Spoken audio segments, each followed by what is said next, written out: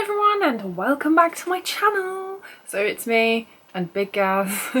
I wanted to start filming with Fred a little bit, but he does have a tendency to poo on me. And also I tend to like to film during the day when he's asleep because obviously he's a crested gecko and they kind of come out at night time.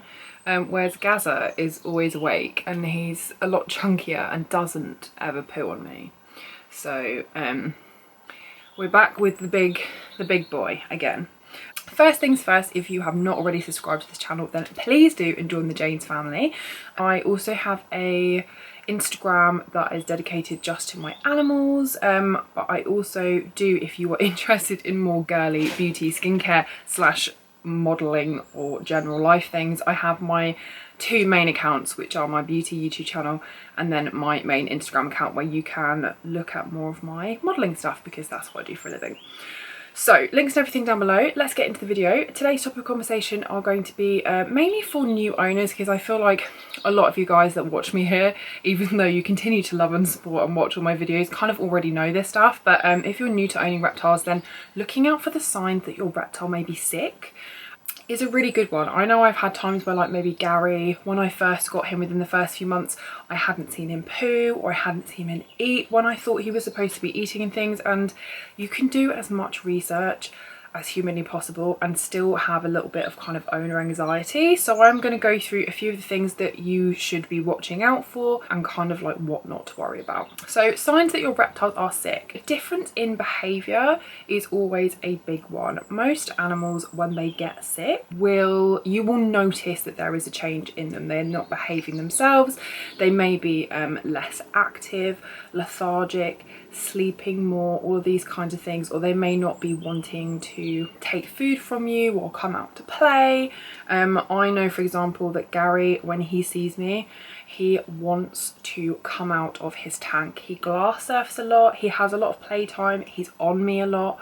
He likes to kind of run around my bed and stuff, and if he sees that mummy's in the room, like, he wants to be let out so he has more space to kind of roam around and, like, you know, explore. If he suddenly stopped doing that, or I noticed that he was just like sitting around all of the time, then I would maybe start watching out for other things. So a change in your pet's behaviour is always something to look out for, but particularly kind of a lethargic kind of change in behaviour. When they're more sleepy, they're much less active, this can be a sign that something is wrong. The next thing I want to talk about is another, I guess it would count as also a change in behaviour, but not eating or drinking. So if your animal is not drinking, then this is not a good sign. If your animal's not eating, this is not a good sign either. Now, I'm aware that some reptiles, like snakes, they do tend to go on hunger strikes, particularly if you've got something that's kind of renowned to be a bit of a picky eater, like ball pythons, royal pythons. They are quite well known for going on a bit of a hunger strike.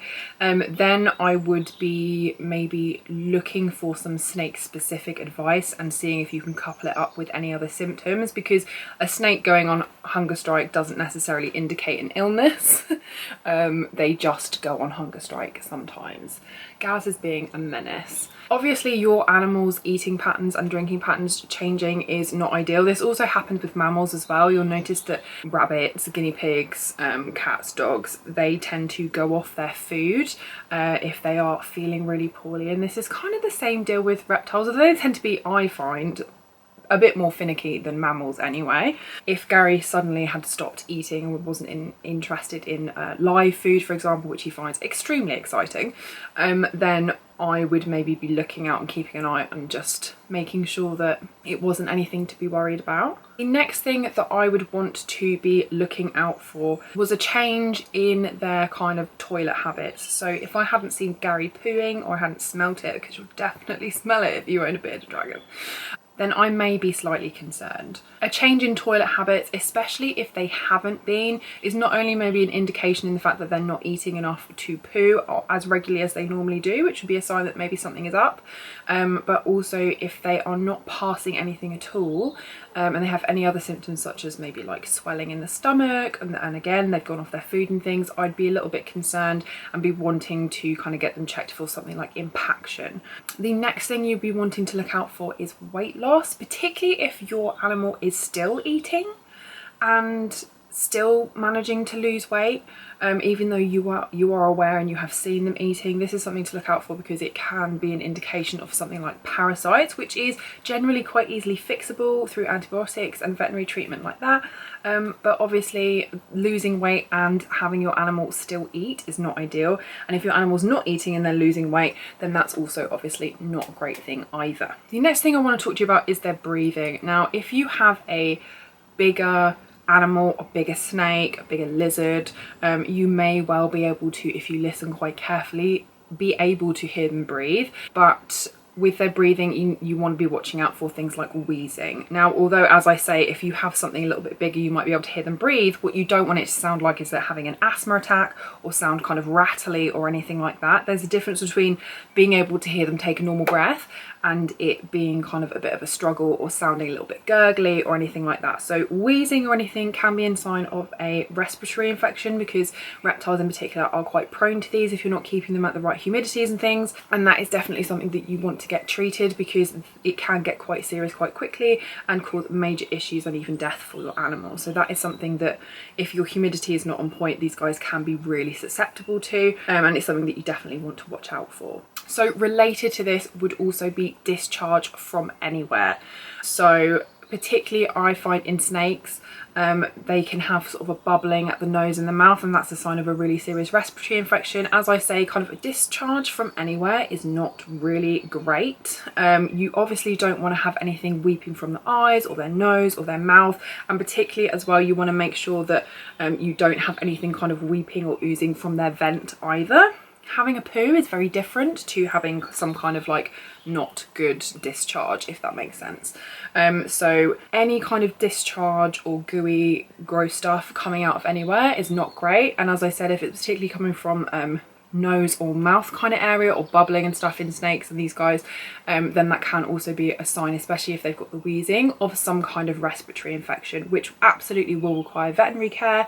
You guys know I always say to you that you need to be taking your exotic pets to unexotic vets, because they are a specialist subject, and it is really imperative that you get the correct treatment for your exotic pet by someone who is trained to deal with reptiles. I hope that you guys have found this somewhat helpful if you are a new owner. I know that sometimes, as I said at the start, if you're new, even though you can kind of read up on all of this stuff, if it's a new pet and it's new to you, even though you know that you've done your research properly and you know everything you're doing is right, it can still be a little bit kind of anxiety inducing to have something and love something so much and be responsible for their well-being, especially if it is new to you and you're kind of like watching every little thing they do, and you know, you're kind of watching their eating habits and maybe things aren't going as perfectly as you thought.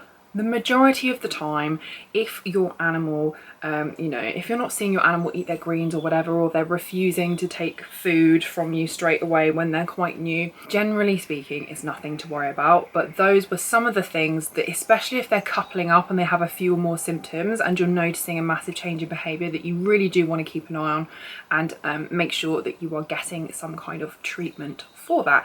And if you are not entirely sure whether something is wrong, it's always better to take them to a vet and get some advice from someone who'll be able to tell you straight up or not whether they are poorly. It's better to be safe than sorry. I hope that you found this interesting. Me and the big man are going to leave you to it. I hope you have a wonderful day wherever you are. Please do hit that subscribe button, hit the thumbs up if you liked the video, and we will see you very soon. Okay, bye.